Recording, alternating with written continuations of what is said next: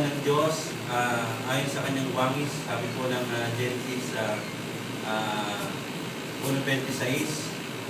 At yung pong Diyos, ang Diyos na kung saan ay lumikha sa atin, iniyag niya na tayo bilang mga tao, ay meron po siyang dakilang layunin. At isa po sa mga dakilang layunin na yun ay ang Diyos. At tayo po bilang mga tao ay magkaroon po ng isang maayos po na relasyon sa kanyang harapan. Ito po ang original na plano po ng Panginoon sa ating buhay. Tayo po ay magkaroon ng tamang relasyon sa Kanya at tayo po ay magkaroon ng magandang ugnayan sa Kanya. Subalit ang problema po dito, ang tao po na nilikha ng Diyos ayon po sa Kanyang wangis ay nagkasala at yun po ay napakasamang balita. At dahil po sa kasalanan, ang tao po ay nahiwalay sa Diyos.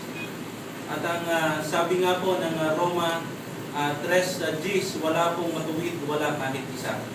Sabi ng Roma 3:23, ng lahat po ay nagkasala at hindi po nakaabot sa kaluwalhatian ng Diyos.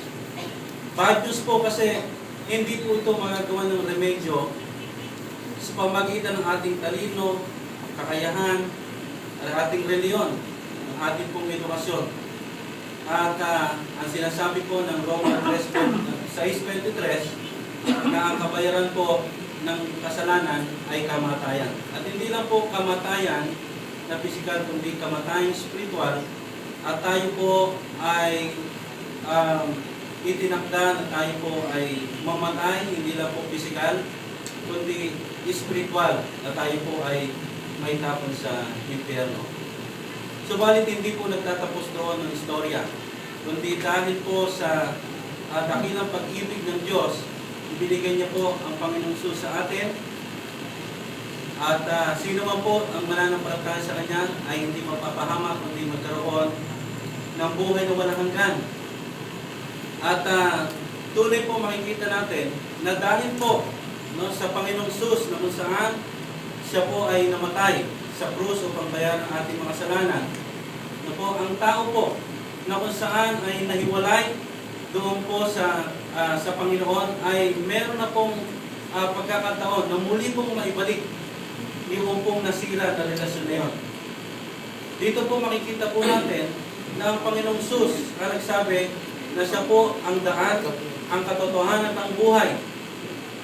At tayo po yung mga kapunta sa Ama, kundi yung pamagitan niya lang po. Kaya dito po makikita natin na bagamat ang tao po ay nahiwalay at ang tao po ay dapat na mamatay, hindi lang physical kundi spiritual sa impyerno, ay nagkaroon po ng pagkakataon na muli po maibalik yung pong nawasak na relasyon.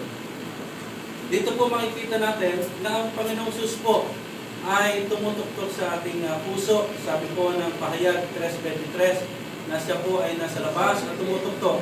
Sino man po makarinig at pagbuksan, siya po ay papasok at siya po ay kakain na kasama natin. Meron po tayong tatlong bagay na dapat pong gawin. Una po, tayo po ay magsisi ng ating mga kasalanan. Ikalawa, ay dapat pong isuko natin ang ating buhay sa Kanya. At ikatlo, tanggapin po natin siya bilang Panginoon, Diyos at tagapagligtas ng ating buhay. Tayo po ay manalangin.